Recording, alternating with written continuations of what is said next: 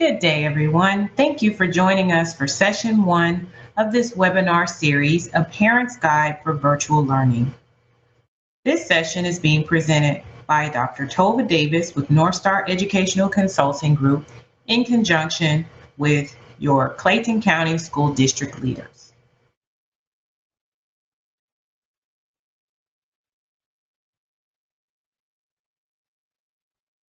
We are so glad that the parents of Clayton County have decided to join us for this webinar series.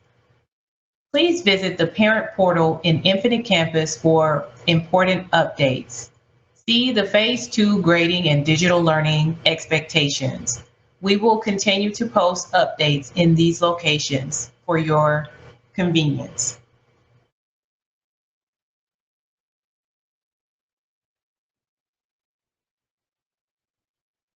During our live sessions, we want to ensure the best quality, so please adhere to the following reminders.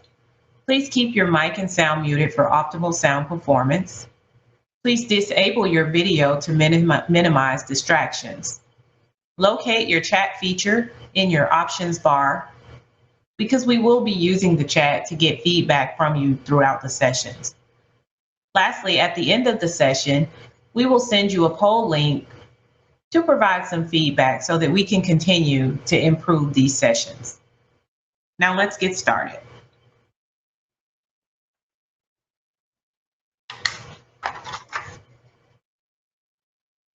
By the time we are done with today's presentation, we want you to understand your role as a parent. We'll also discuss the roles of the teachers and students, but mainly we'll focus on our roles as parents in this new environment.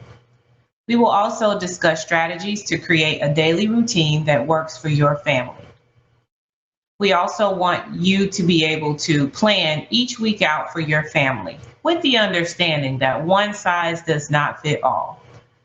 We want you to understand your students' work assignments and then begin planning with your students' teachers.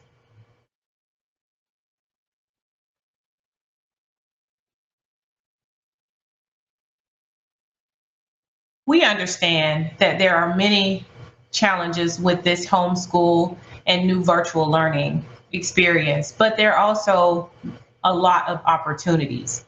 And we want to hear from you. So during our live sessions, we were able to communicate with parents who attended, and we saw that understanding student needs and their assignments was one of our biggest challenges with our homeschool.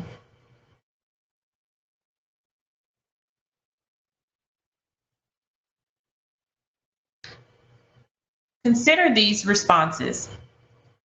What are your biggest challenges to your homeschool situation right now? And remember, one size does not fit all. We want to make sure that we as a district address whatever your challenges are with this scenario.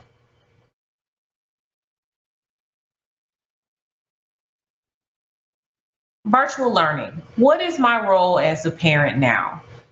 We have a lot of responsibilities as parents, and we want to make sure that we provide the best opportunity for our students to learn properly at home. And we'll talk about what that looks like. We also want to make sure that we work directly with our children's teachers to understand the learning objectives. What should my child be able to do? Just simply put, ask your teachers, what exactly should my child be able to do by the time we are done with this assignment or these assignments? We also need to support and encourage students to become independent learners by communicating with their teachers and completing all of their assignments. And for those of us who have really small children, we want to work on some skills and strategies to help them become independent learners.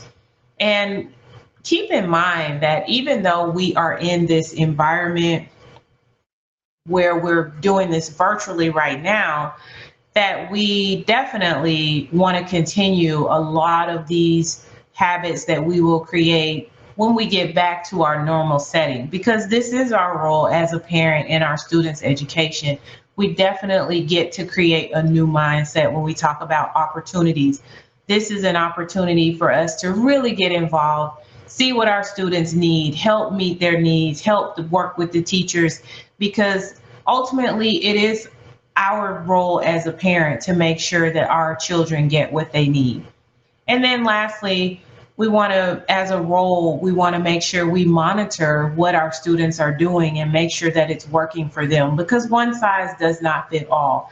And sometimes we will try things with our kids and it may work for one kid and may not work for another. And so we have to monitor so that we can make the proper adjustments. So we want to make sure, as we consider what our focus and our roles are in this new environment, our role is to, again, we want to create an opportunity for them to learn properly. As a parent, we want to make sure we keep a positive attitude about the virtual learning experience, even if it's tough, because the kids take on our attitudes. And so we want to make sure that we're positive about it and that we're creating positive energy as it relates to learning at home. And so as we continue through this process, the first step in creating a positive environment at home is to, one, create a daily rituals and routines for your students. It's very important that students have routines that they do. And again, those routines will look different in every household, but let's talk about what some of those look like. Ask yourself, what are my daily rituals and routines? Have I created those at home for myself, my children? Regardless of your student's grade level, you creating those daily routines and schedules are really essential to a successful home environment. We have to have order. We want to make sure that each child has his or her own schedule, and the family, it fits with the family schedule. We want to establish a start time each day and require students to be ready for school to begin at that time each day. Now, some homes may get up at 7, some may get up at 6, some might get up at 8 a.m. Whatever time works for you and your household based on your lifestyle, your schedule, your students, set a time each day for students to begin their workday. Determine what daily routines are important for you and your children. For example, is it important that we get up every day and we have a moment of silence, or we have prayer, or we have, exercise, or whatever those, or we recite, some positive energy, anything to get your day going, whatever you determine for your home that is important, whatever those non-negotiables are, set those up each week and set goals. Every day we're going to get up, we're going to do this, and then we're going to start school, whatever that looks like. Maybe it's breakfast. We're going to get up. Everyone needs to be ready to go for breakfast by 7:30 a.m.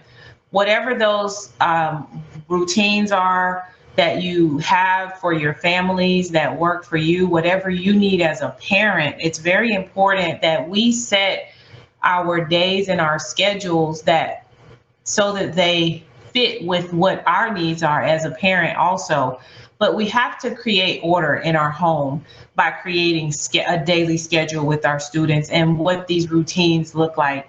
Allow your child to help create these rituals and routines. Ask your child, what are some things that you would like to include in your daily schedule, and give them a few things that they get to select so that we have full buy-in from everyone in the household. That's very important to make sure that, the students are getting what they need and that they feel like that they have a voice in this process.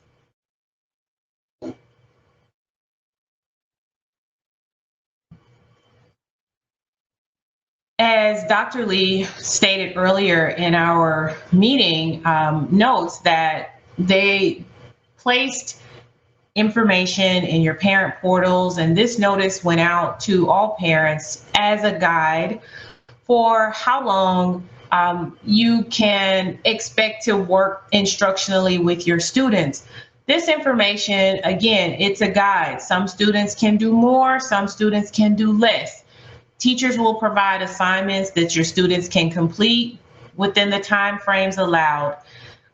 If you look at this and you have a pre-K or a kindergartner, those students are not really, the assignment shouldn't take them more than 1 hour. And then you can do some other things with your kids. If you, again, though, one size does not fit all. If you have a child who likes to work more, by all means, allow him or her to work more. Give them some reading. And we'll talk about some ways you can keep your kids engaged, because trust me, it is very difficult to engage a kid all day long. But it's very important to do that. And sometimes we have to have help and create structure for our students, even during summertime.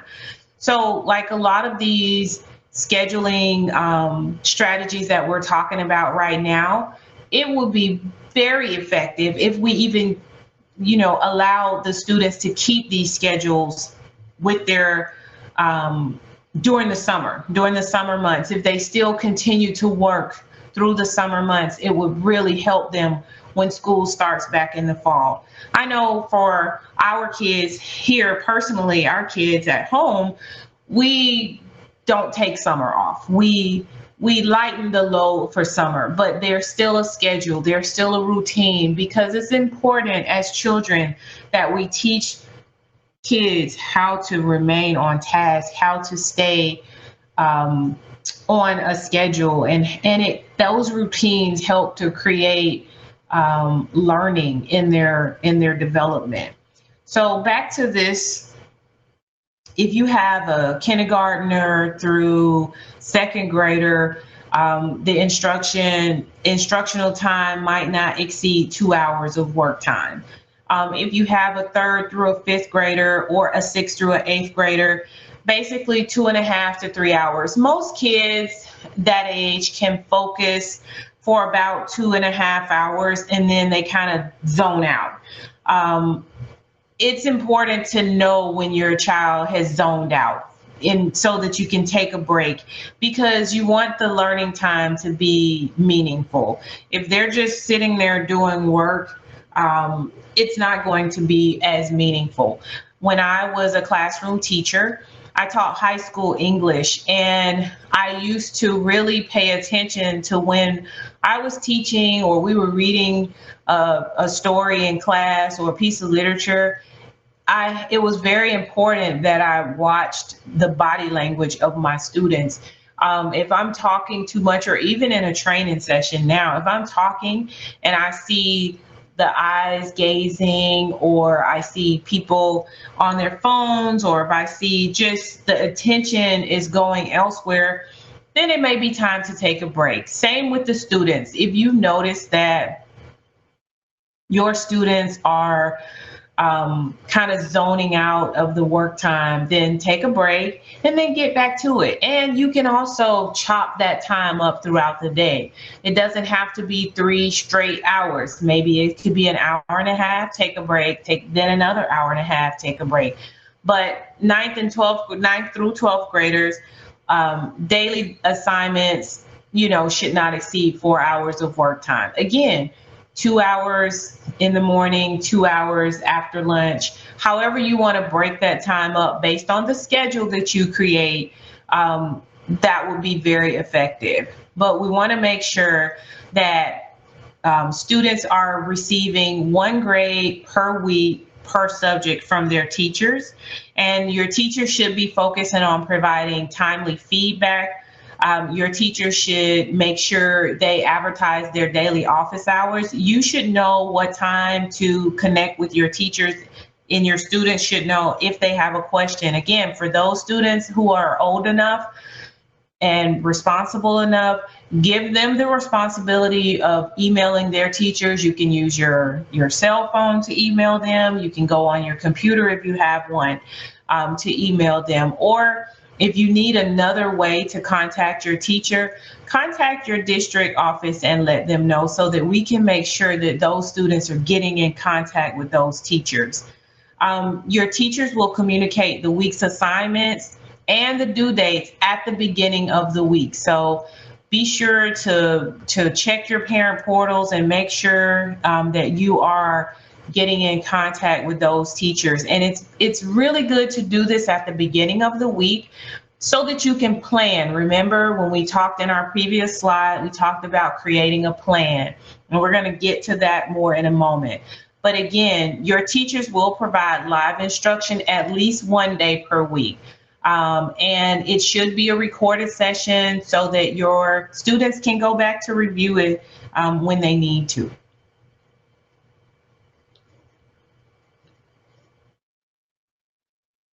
Now, let's design a daily schedule. Again, if you notice, one size does not fit all. These schedules, these are just 3 different examples of schedules that we created just to give you an example of what a day might look like at home.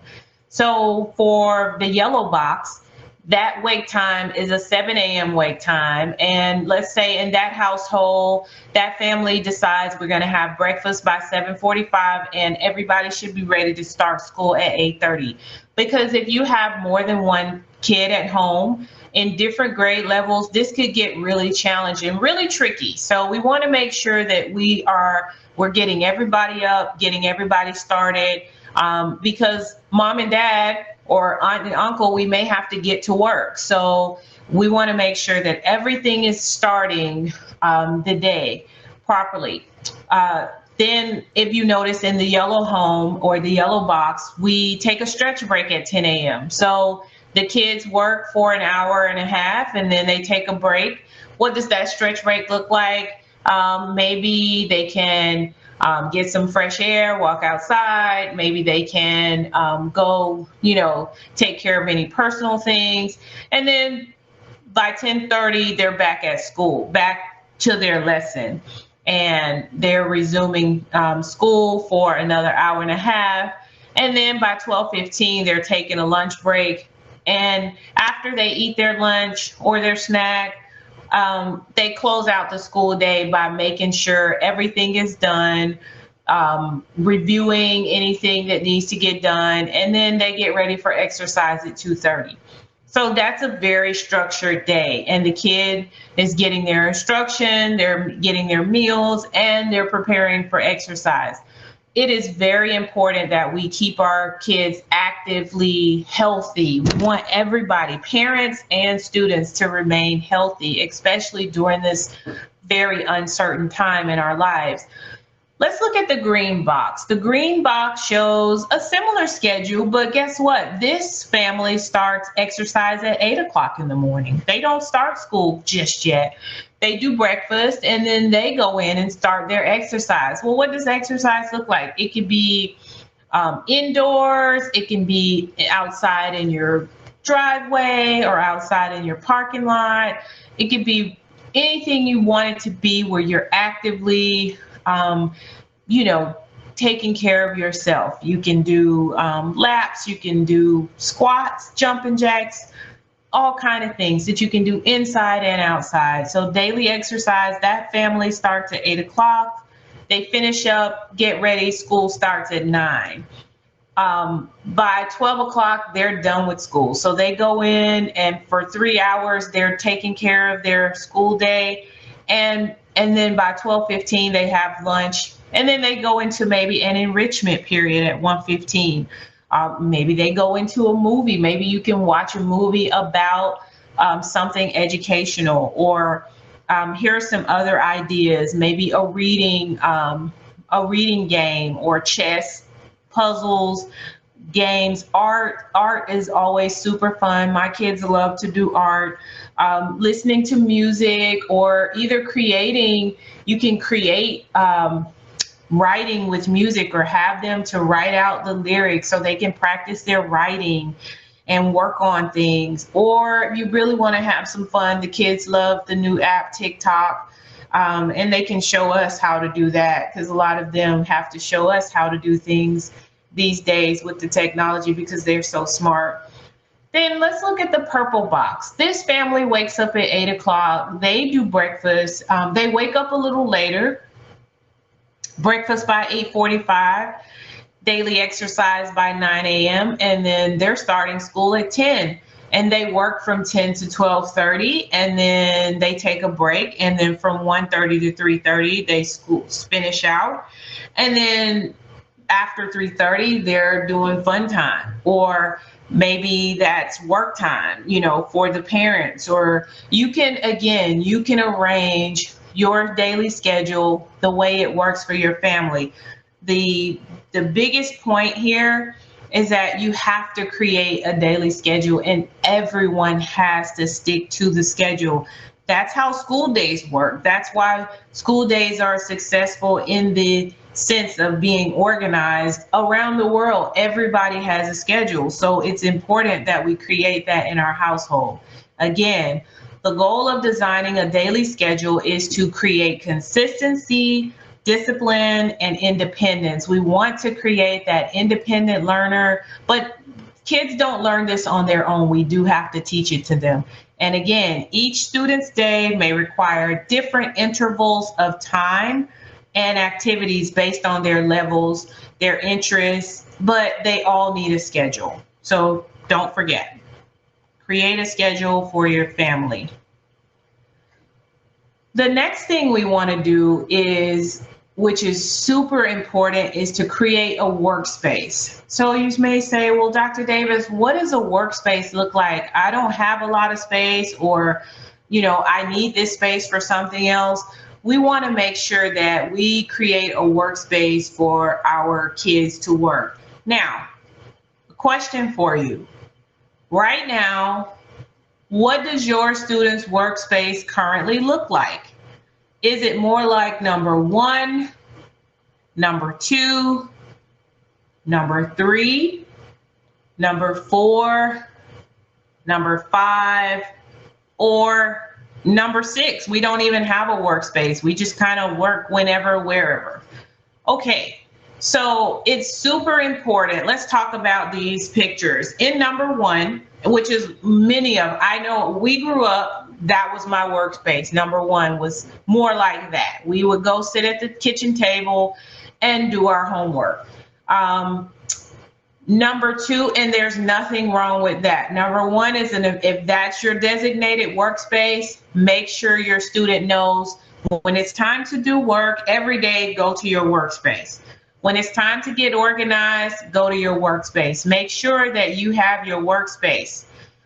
Number 2, this one is a little disorganized. So we want to make sure we get a little more order. It looks fun, but we want to make sure we have a little more order, because organization is going to be very important for you as the parent, as well as, the students, to stay organized and focused. Number 3 looks like a very effective space.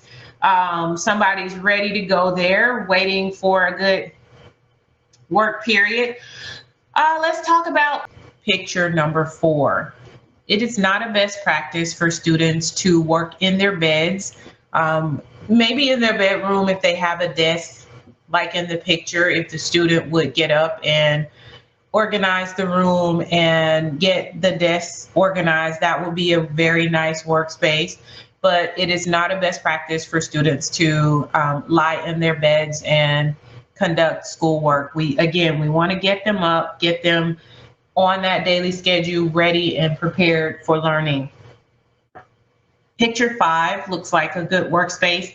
If you have an external table that you can set up for students to have their laptop or their device or their textbooks or packets, whatever they're working on for that work time, it's always nice to put a clock at your workspace, a timer, to help the kids keep time of what they're doing. And again, number 6, if you don't have a workspace by the end of this session, you definitely want to create one for every student who has to go and do the work in your household. It's very effective. And again, if we can create these habits in our homes and continue them as we get near the summer months, is very important to keep this workspace, to keep students working. They may not have to work every day in the summer, maybe every other day. We can alter the schedule and lift the burden a little bit. But we want to definitely keep these habits. We want to keep them on a schedule. We want to keep them um, going to their workspace, because that's what it is all about, is developing these appropriate skill sets for our students.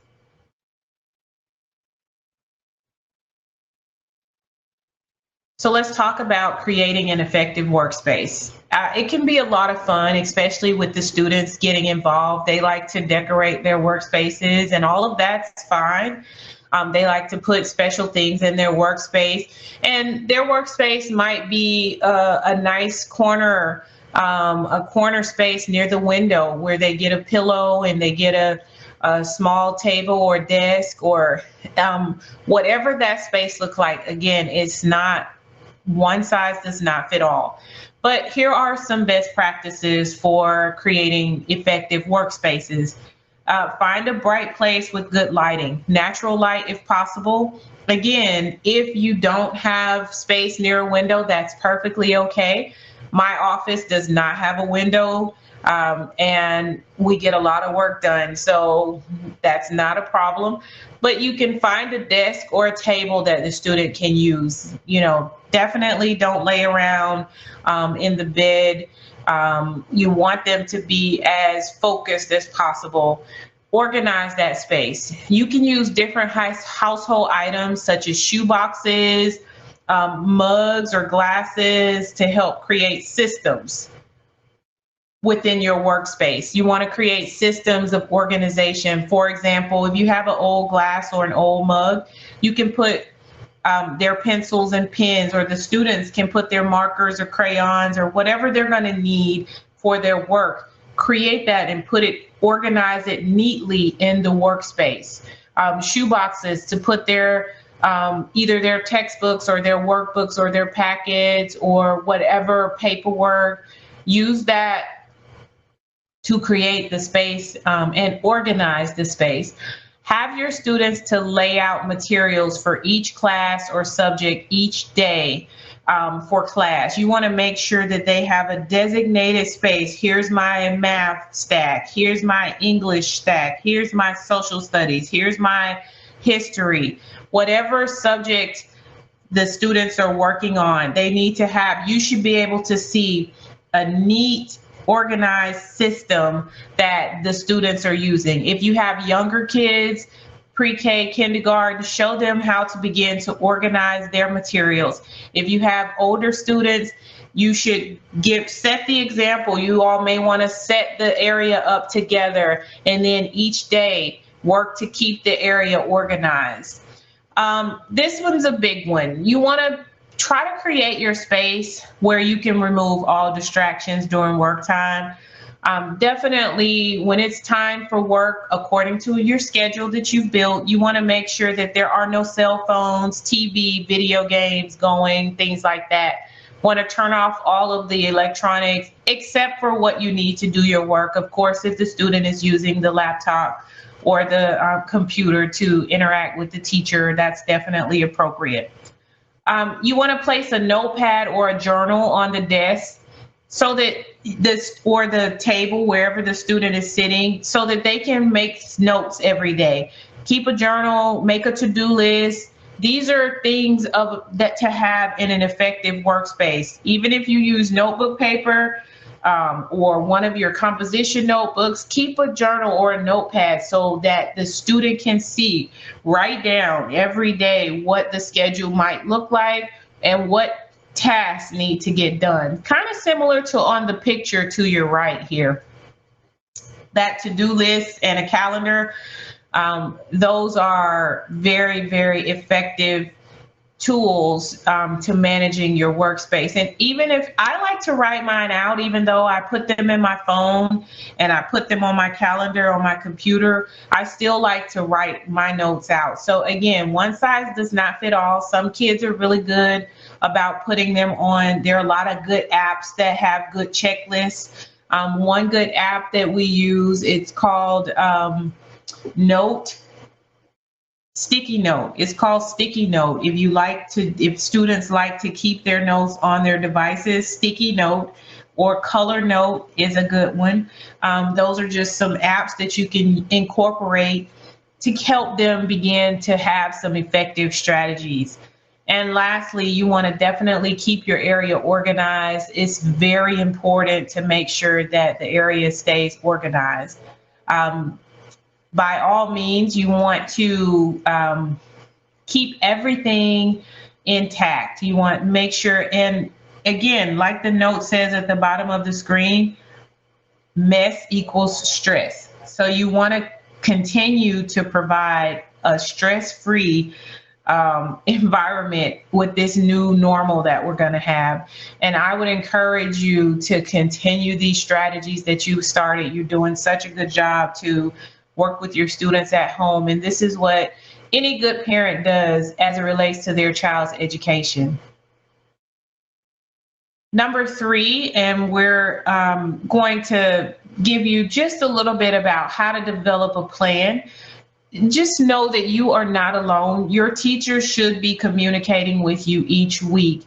You should, at the top of the week, you should receive information from your teacher so that you can plan your work and family time appropriately based on what we spoke about earlier, where you're going to create a daily schedule for each student or for the home, and you're going to now from that daily schedule create a weekly schedule. So each week you're going to look at each day and what each day looks like, because again, it may not look the exact same, because on the days that you do math might take a little longer. On the days that you do social studies or language arts, those days may take longer, or they may be shorter. So you may have some additional time to do other things. So creating a weekly plan will allow you to know that. So what days am I going to do math? I'm going to do math on Mondays. I'm going to do social studies on Tuesdays. I'm going to do language arts on Wednesdays. I'm going to do history on Thursday, whatever your subjects are. So you want to have an idea each week of what, and your student should know. So on Monday, when your student wakes up Monday morning, your student should know we're doing math today or we're doing science today. But you would only know that if you have a plan for the week, and each day the plan is already ready to go. And once you do this one time, each week when you get ready to recreate your plan, update your plan. You're just changing the assignments and the learning targets each week, because once you set your times and you kind of put your times in place, then you can just fill in the blanks. So the first planning session with you and your students will be a little longer, but as you get used to being on this plan, you'll begin to really get the hang of it, which leads to the second bullet here. Have students to write down their weekly plan. If your kids are old enough, they should be responsible for writing down their own plans. Remember, the goal is to develop an independent student with effective work skills. So we can model this in the beginning for them, but they should definitely quickly begin to pick up this habit and begin creating their own plans.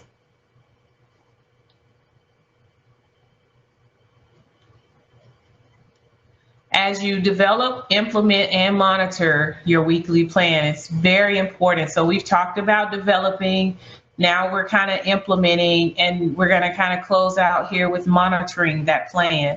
So again, before the week begins, you should have a general idea of what the days look like. It might change a little due to life. Life happens, and that's totally okay. But having that plan, it creates consistency for the student and order for you as a parent. I know you have a lot going on.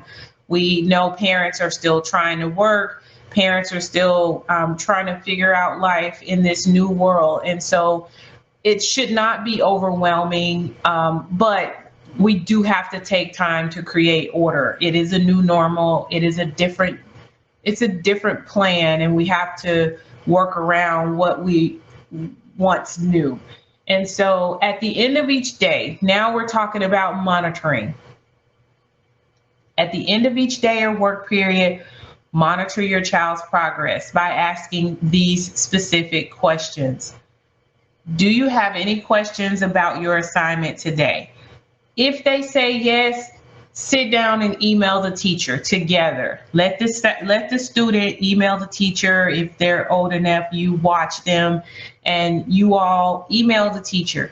Send your questions to your teacher. As parents, we don't know everything. We don't know all the answers. My daughter is a ninth grader, and if she has a question about her geometry assignment, I can't answer all of those questions. Some of the answers I may know, some I may not.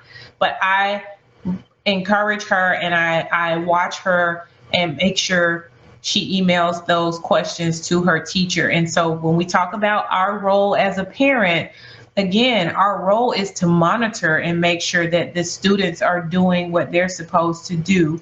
And so, did you email your teacher? And here's the third question. Show me your completed assignment. Was it submitted? My son, he sat and did all his math work. And when I asked him to see it, he showed it to me. And then I asked this question, did you submit it? And he said, oops, I forgot. So again, as a parent, I'm glad that I was able to go back and help monitor that situation so that he could then go submit the work, because it doesn't make sense for them to do it and don't submit it. But sometimes kids forget. And so as a parent, we want to make sure that we're kind of providing a little bit of a safety net by monitoring to make sure that the plan is working. So as we close out here for this session 1 of this series, I just want to congratulate you for doing a great job on transitioning your kid into this virtual homeschool setting. If you have multiple students in different grades, you should definitely do the exact same plan for both students. They all need to be organized. They need an organized work plan and they need an organized workspace. These practices can change your life at home with your students and create great performance results for your students. The goal is to keep students engaged and keep them learning, even throughout the summer. We're going to challenge you to continue these processes beyond this pandemic, because these are best practices for any situation. And so we want to, again, thank you so much for attending this session. If you have additional questions and we can help you regarding the strategies, feel free to email us at info@northstaredu.net. And we pray that you stay safe and that you stay connected. If you have specific questions about your school, please email your school leaders. Again, thank you so much for joining us, and we look forward to seeing you at our next session on Friday morning at 10:30. We will be discussing how to meet my child's needs. We look forward to hearing back from you at this survey here on Google Forms. If you have any questions or any feedback, feel free to email us again, or you can fill out the form here at this Google Form link. And again, thank you so much for your attendance, and we look forward to the next session.